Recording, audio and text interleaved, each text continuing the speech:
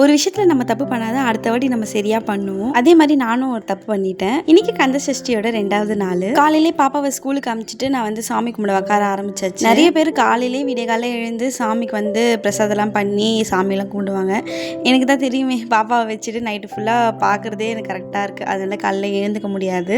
ஒரு 7 மணிக்கு எழுந்தேன்னா பாப்பாவை ஸ்கூலுக்கு அனுப்பிச்சிட்டு அதுக்கப்புறம் இருக்கிற வேலையெல்லாம் பார்ப்பேன். அதே மாதிரி தான் பாப்பாவை இன்னைக்கு ஸ்கூலுக்கு அனுப்பிச்சிட்டு பூஜை வேலை ஆரம்பிச்சாச்சு. நேற்று சாமிக்கு போட்ட பூலாம் எடுத்துட்டு புது பூ மாத்தாச்சு. இன்னைக்கு வந்து பார்த்தீங்கன்னா சாமந்தி பூ வந்து சாமிக்கு போட்டேன். நேற்று வந்து சம்பிங் போட்டிருந்தேன். இன்னைக்கு வந்து சாமந்தி பூ போட்டேன். நடுவில் ஒரு தாமரை பூ அழகாக வச்சுட்டேன். சஷ்டி விரதத்தில் சர்க்கோண தீபம் வந்து ஏற்றணும்னு சொன்னாங்க. இந்த சர்க்கோண தீபம் எப்படி ஏற்றணும்னா, ஒரு நாளைக்கு 1, 2வது நாளைக்கு 2, 3வது நாளைக்கு 3 அப்படி படிப்படியாக ஏற்றிட்டே வரணும்னு சொன்னாங்க. வீடியோ ஸ்டார்டிங்கில் ஒரு தப்பு பண்ணேன்னு சொன்னேன் இல்லையா, என் கலசத்தை பார்த்தீங்கன்னா தெரியும். நான் வஸ்திரமும் போடலை, அப்புறம் வந்து மாயில வைக்கல, நிறைய மிஸ்டேக் பண்ணிட்டேன்.